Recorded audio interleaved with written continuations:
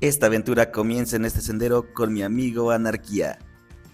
Nos dirigimos al parque acuático La Joya de la Cañada. Una joyita escondida en el municipio de Panotla, Tlaxcala. ¿Cómo están hoy? Hoy los saludo con mucho gusto. Pues el día de hoy estamos aquí en Parque Acuático La Joya de la Cañada, ubicados en San Francisco Temezontla, Tlaxcala. Pues vamos a ver las instalaciones, está súper padre, sígueme.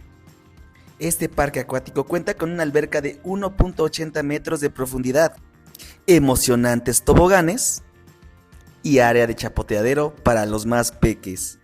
En esta visita me compré una micheladita, un juguito con sus gomitas y no podría faltar una deliciosa hamburguesa.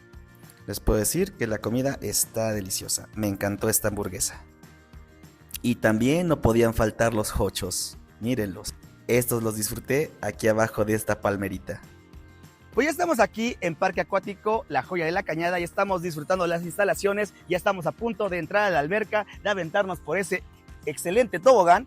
Y tengo una invitación para ustedes, este próximo sábado 11 de julio, la entrada es totalmente gratis para todo público. Así es que no se lo pierdan en un horario de 10 de la mañana a 6 de la tarde. Aquí también podrán adquirir alimentos, bebidas, trajes de baño, todo lo necesario para que se la pasen increíble en familia aquí, en Parque Acuático La Joya de la Cañada. Pues vamos a aventarnos, síganme.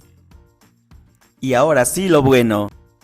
Después de recorrer el parque era momento de poner a prueba los toboganes. Me aventé de los dos. También era hora de demostrar mi habilidad para los clavados.